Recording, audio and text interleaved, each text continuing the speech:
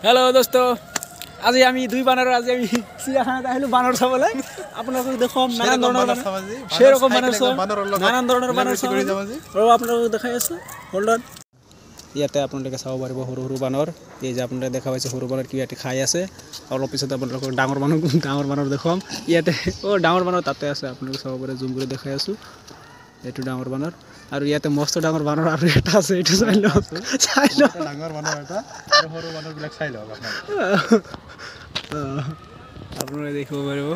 গোটেই চিড়িয়াখানা আজি দেখাই দিম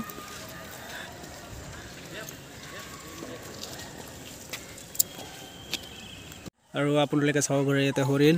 এটা হৰিণ আছে ইয়াৰ সংগী নাই গতিকে প্ৰজনন কৰিব পৰা নাই সেইকাৰণে এটাই আছে অলপ পিছত আৰু বহুত দেখাম তাতে প্ৰজনন কৰি আছে ইয়াতে আপোনালোকে এটা মজাৰ ভিউ চাব পাৰিব চাওক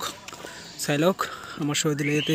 ফুৰি আছে কিবা কিবি চাই আছে কি চাই আছে মই গম পোৱা নাই আৰু ইয়াতে বহুত বান্দৰবিলাকে চেলফি লৈ আছে আপোনালোকে চাব পাৰে স্পষ্টভাৱে চাব বান্দৰবিলাকে এই চাওক আপোনালোকে চাব পাৰে ইয়াতে দুজন কাপল বহি আছে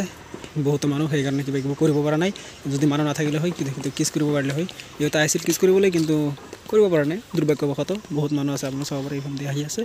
ইফালে আছে মানুহ বহুত চেলফি লৈ আছে এই ব্লেক বিয়াৰ চাব